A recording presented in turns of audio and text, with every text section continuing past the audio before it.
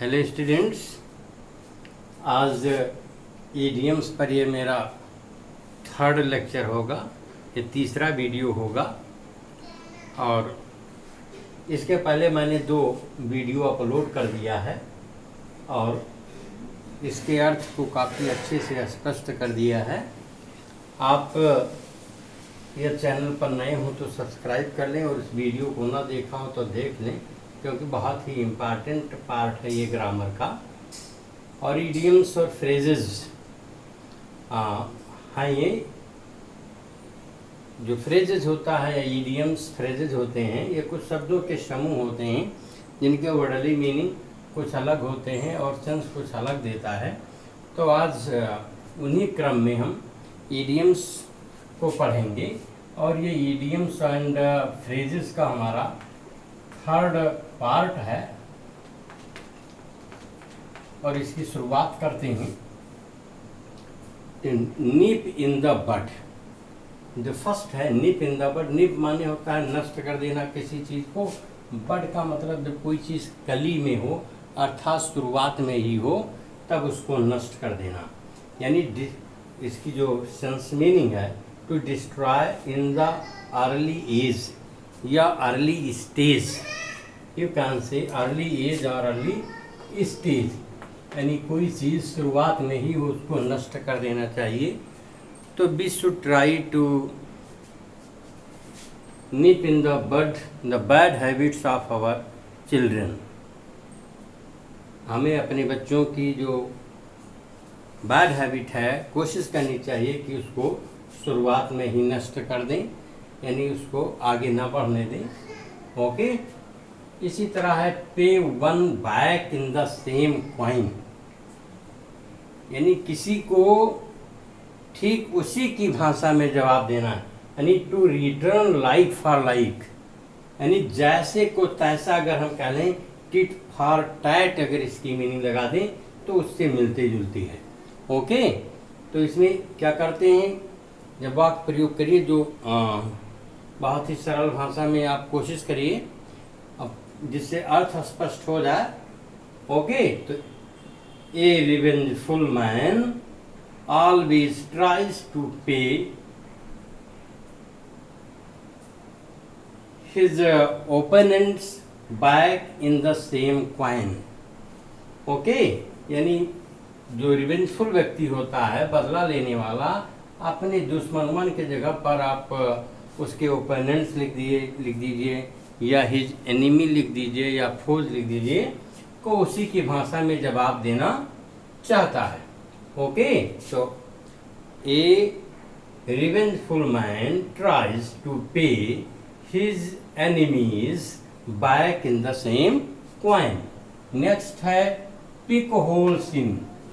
Pick holes in माने किसी में छिद्र निकालना, छेद निकालना, यानी किसी में कमी या गलती खोजते रहना।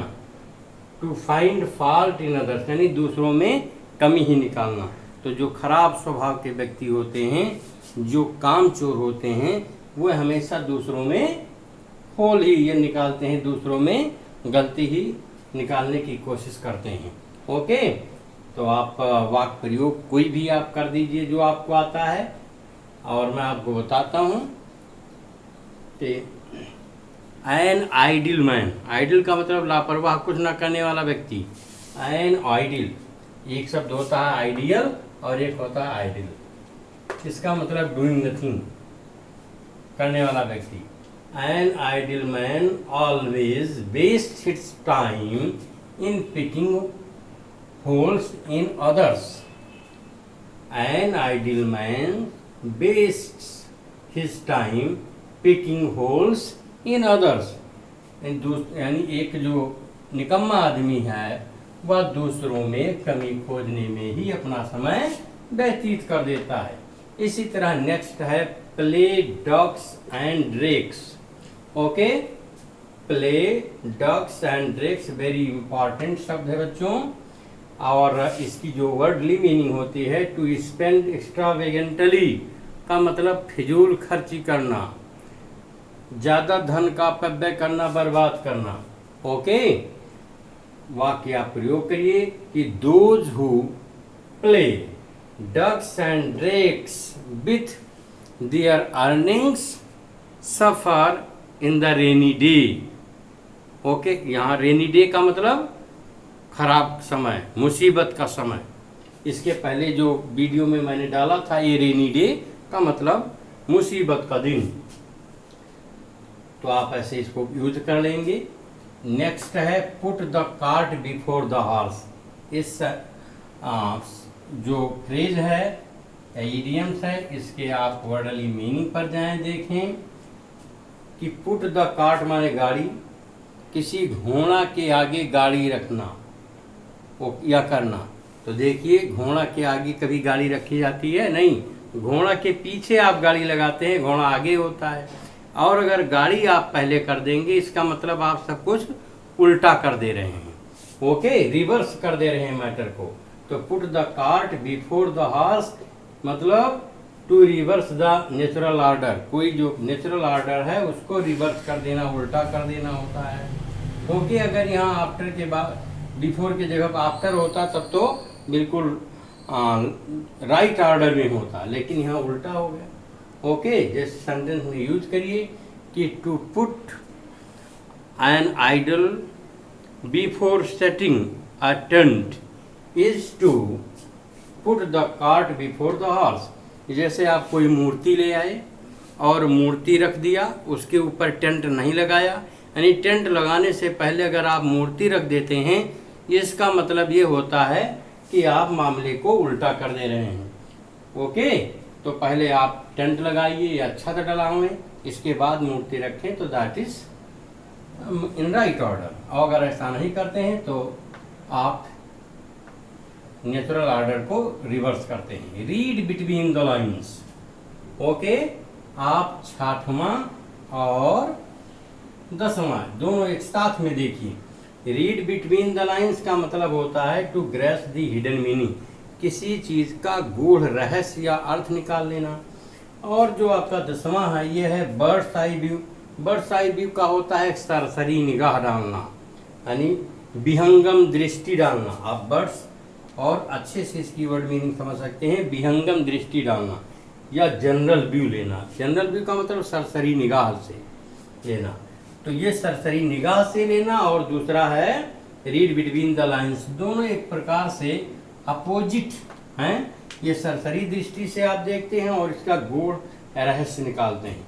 तो दोनों शब्दों का, दोनों फ्रेजेस का हम एक ही सेंटेंस में यूज करते हैं।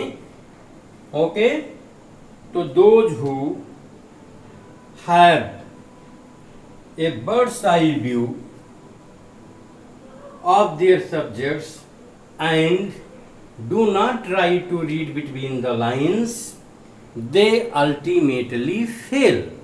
यानी जो अपने विषय का केवल एक विषय पर एक विहंगम दृष्टि डालते और उसकी हिडन मीनिंग को नहीं समझते हुए अंततः फेल होते हैं।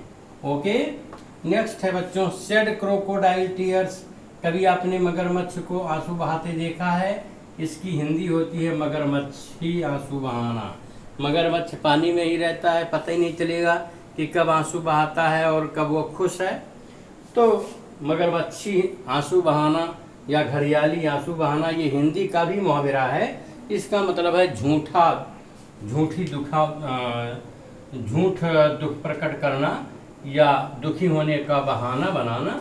ठीक है, तो आप इसे किसी भी सेंटेंस में आप यूज कर सकते हैं। ओके, नेक्स्ट है take the bull by the horns. अब यहाँ देखिए इंपॉर्टेंट है ये कि कोई बुल है, सांड है, आप उसके सीधे सींग पकड़ते हैं।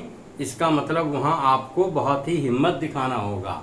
ओके, क्योंकि वो आपके सामने का जो अपोजिशन है वो स्ट्रांग है और वहाँ पर अगर आपने कोई ढीले की तो इट मीन्स आपका अंत या आपका पराजय होना तय है।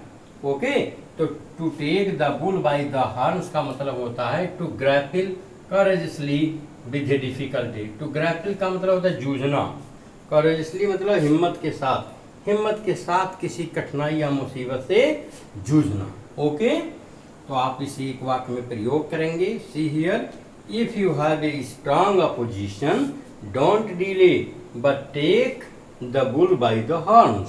अगर आपका अपोजिशन काफ़ी स्ट्रांग है तो आप उसे साहस के साथ जूझिए, फाइट करिए। नेक्स्ट है throw cold water upon. Throw cold water upon wordly meaning है किसी के ऊपर ठंडा पानी डालना, लेकिन इसका जो सेंस है बच्चों वो सेंस है टू डिस्करेज, यानी किसी को हतोत्साहित करना। ओके, किसी को हतोत्साहित करना या किसी के उत्साह को गिराना। तो जो ऑप्टिमिस्ट होते हैं, ऑप्टिमिस्ट एक पेसिमिस्ट होता है। ऑप्टिमिस्ट का मतलब आशावादी और पेसिमिस्ट का मतलब निराशावादी। तो a pessimist always throws cold water upon others. एक निराशावादी दूसरों के ऊपर सदैव कोल्ड वाटर डालता है, अर्थात उनको हतोत्साहित करता है। ओके, ये बर्ड्स आई व्यू आपका 5वें के साथ में, ये 6वें के साथ में हो गया है। नेक्स्ट हम पढ़ते हैं। नेक्स्ट ये ब्लैक शीप। ब्लैक शीप कहते हैं बदनाम व्यक्ति को। एन इंसल्टिंग पर्सन, या ऐसा व्यक्ति जो बुरे नाम का हो, जिसका नाम बदनाम हो। कहते हैं बद अच्छा बदनाम बुरा, ये person with a bad name. Okay, तो आप सेंटेंस में यूज कर दीजिए, बहुत ही सिंपल है कि every family has a black sheep. हर परिवार में कोई ना कोई एक बदनाम होता है। नेक्स्ट है ड्रॉन गेम। बहुत सिंपल है। ड्रॉन गेम उसे कहते हैं जिसमें कोई पार्टी या कोई साइड नहीं जीतता है। A game in which neither party wins. Okay, तो a game in which neither party wins is called a drawn game. आप इसी में यूज कर सकते हैं। A game in which neither party wins is called a drawn game. Okay, fool's paradise. Fool's paradise का मतलब होता है मूर्खों का स्वर्ग, यानी इमेजिनरी हैप्पीनेस, बनावटी या दिखावेपन वाला प्रसन्नता। यानी those students who think that they will pass the examination without hard work, they live in A fools paradise. ऐसे स्टूडेंट जो सोचते हैं कि वे बिना कठिन परिश्रम के पास हो जाएंगे, वह मूर्खों के स्वर्ग में रहते हैं, इमेजिनरी हैप्पीनेस में रहते हैं। ये हार्ड नट टू क्रैक। नट जानते हैं अखरोट, और क्रैक माने तोड़ना। नट बहुत कड़ा होता है, उसको तोड़ना कठिन, इसकी वर्डली मीनिंग है। लेकिन जब आप सेंस पर जाएंगे तो पाएंगे ए डिफ़िकल्ट प्रॉब्लम टू सॉल्व, ऐसी समस्या जिसको सॉल्व करना बहुत कठिन हो। तो ये दो फ्रेज हैं इसमें, ये हार्ड नट टू क्रैक अथवा एन अपहिल टास्क, दोनों एक ही चीज़ है। वैसे अपहिल टास्क कहते हैं किसी बड़े काम के लिए।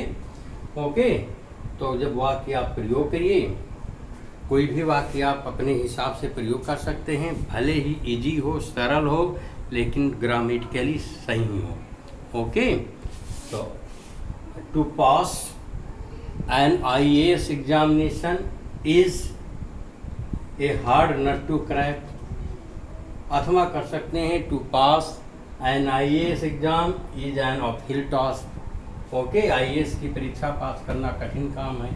ह्यू and cry. Hue and cry का मतलब कोलाहल, डर में लोग जब आवाज़ मचाते, शोर मचाते हैं। जैसे कमरे में आप कई लोग हैं, अचानक सांप घुस आया, आप डर करके आवाज़ करने लगते हैं। तो ह्यू एंड क्राई का मतलब कोलाहल, बहुत ज़्यादा शोर आवाज़, या general out cry of alarm. Okay, यानी सामान्य रूप से डर करके चिल्लाना, या ग्रेट नॉइज, बहुत बड़ी आवाज़ होना, तेज आवाज़ होना। ओके, तो they raised a hue and cry when a snake came in the room. कमरे में जब कोई सांप आया तो करने लगे ऐसा कोलाहल, आप वाक्य में यूज कर सकते हो। ये लेम एक्सक्यूज का मतलब होता है अनएक्सपेक्टेड लाइज, ऐसी झूठ जिसकी आप उम्मीद ना करें, बनावटी क्षमा मांगना, बनावटी झूठ बोलना, एक्सक्यूज करना, दिखावटी। तो you should not make lame excuses to avoid work, यानी काम से बचने के लिए आपको लेम एक्सक्यूज नहीं करना चाहिए, यानी अनएक्सपेक्टेबल झूठ नहीं बोलना चाहिए। नेक्स्ट है स्नेक इन द ग्रास, घास में सांप, यानी घास में अगर सांप है तो आप उसे देख नहीं सकते, यानी छिपा हुआ दुश्मन या धोखेबाज, इसका जो अर्थ सेंस निकलता है छिपा हुआ या छिपे रुस्तम में रहने वाला आपका दुश्मन या धोखेबाज मित्र या ठग। ओके, तो we should not believe in such friends who are like a snake in the grass. Next है बच्चों ये वाइट एलिफेंट। वाइट एलिफेंट कहते हैं कॉस्टली बट यूजलेस, यानी बहुत कीमती हो लेकिन बेकार हो। उदाहरण के तौर पर आपको बताऊं, जैसे मान लीजिए कोई प्रोजेक्ट ब्रिज बनाने के लिए किया गया, बहुत लंबा अमाउंट उसमें लगा, पैसे बहुत ज़्यादा लगे, लेकिन उसका उपयोग नहीं हो रहा है, तो केवल आपको देखने के लिए रह गया। तो इसका मतलब क्या हुआ कि वो बहुत ही कीमती लेकिन यूजलेस ऑब्जेक्ट हो गया। उसी को हम ये वाइट एलिफेंट कहते हैं। ओके, कॉस्टली हो लेकिन यूजलेस हो, जैसे the bridge remains unused and has become a white elephant project. Okay, next है एट हैंड। एट हैंड का मतलब वेरी नियर, बहुत नज़दीक होना। ओके, जैसे my half yearly examination is at hand, मेरी अर्धवार्षिक परीक्षा बहुत नज़दीक है। इसी तरह एट रैंडम। एट रैंडम का मतलब होता है विदाउट डिफिनिट एम। ओके, बिना किसी निश्चित उद्देश्य के। तो दोज स्टूडेंट्स हु प्रिपेयर और who study at random hardly succeeds in life. Okay, next पढ़ते हैं bag and baggage. Bag and baggage का मतलब होता है पूरे बोरे बिस्तर सहित, जिसकी इंग्लिश में मीनिंग है विथ ऑल बिलोंगिंग्स, यानी पूरी अपनी वस्तुओं के साथ में, बोरा बिस्तर के साथ। ओके, तो Vivek went to Delhi with bag and baggage yesterday. Vivek bag and baggage सहित कल दिल्ली गया। नेक्स्ट है ब्रेड एंड बटर का मतलब बेयर फूड, भोजन के लिए, या यूँ कहें लिवलीहुड, जीविका के लिए या भोजन के लिए। तो many people from Uttar Pradesh go to different states only for bread and butter। by leaps and bounds का मतलब होता है बच्चों रैपिडली या वेरी फास्ट। यू कैन से इन हिंदी दिन दूनी रात चौगुनी। तो the population of our country is increasing by leaps and bounds. Next है चिकन हार्टेड, मतलब बहुत टिमिड, डरपोक, कमजोर हृदय वाला व्यक्ति। ओके, तो be courageous, don't be chicken hearted, साहसी बनिए, कमजोर मत बनिए। ओके, और the soldiers of our country are not chicken hearted, हमारे देश के सैनिक बहुत मजबूत होते हैं, चिकन हार्टेड नहीं होते। चाइल्ड्स प्ले का मतलब होता है एन ईजी टास्क या एन ईजी मैटर। ओके, आप टास्क भी कर सकते हैं, इस सरल कार्य। Okay, to pass a PO exam is not a child's play. PO की परीक्षा पास करना कोई चाइल्ड्स का प्ले नहीं है। फेयर एंड स्क्वायर का मतलब जस्ट या ऑनेस्टली, माने साफ सुथरा। Okay, my friend runs his business fair and square, मेरा मित्र अपना बिजनेस फेयर एंड स्क्वायर चलाता है। नेक्स्ट है हार्ट एंड सोल का मतलब विथ ऑल सिंसियरिटी, पूरी ईमानदारी के साथ। If we want to qualify an IAS exam then we have to work with heart and soul. Okay, in full swing का मतलब है कि इट्स बेस्ट अथवा एट टॉप यानी जोरों पर। तो now it is fashion is in its full swing, आजकल फैशन जोरों पर है। इन फुल स्विंग का मतलब जोरों पर। तो now it is fashion is in its full swing. In hot water का मतलब इन ट्रबल। ओके, तो if you have sympathy you should be kind and helpful to the persons who are in hot water। अगर आप sympathy आपके अंदर है, दयालु है, तो आप जो हॉट वाटर में हैं उनके पर सहानुभूति रखिए। कीथ एंड किन का मतलब होता है नियर रिलेटिव्स, माने बहुत घनिष्ठ या पास के रिश्तेदार। तो now it is when COVID-19 has taken the world in its grief, even the kith and kin of ones do not visit their houses। यानी आज जब कोविड-19 ने संसार को अपने गिरफ्त में ले लिया है, तो घनिष्ठ से घनिष्ठ रिलेटिव्स लोगों के घरों पर नहीं आते हैं। ओके बच्चों, आई होप आपको इस समझ में आया होगा। बहुत ही इम्पॉर्टेंट वीडियो ये रहा है और बहुत ही इम्पॉर्टेंट आपके इडियम्स रहे हैं। ये विभिन्न प्रतियोगी परीक्षाओं में आए हैं, बोर्ड परीक्षाओं में आए हुए हैं। आप इनको लर्न कर लीजिए। लर्न करने के बाद में इनको सेंटेंस में यूज करना सीख लीजिए और अभ्यास करिए। Thank you for watching.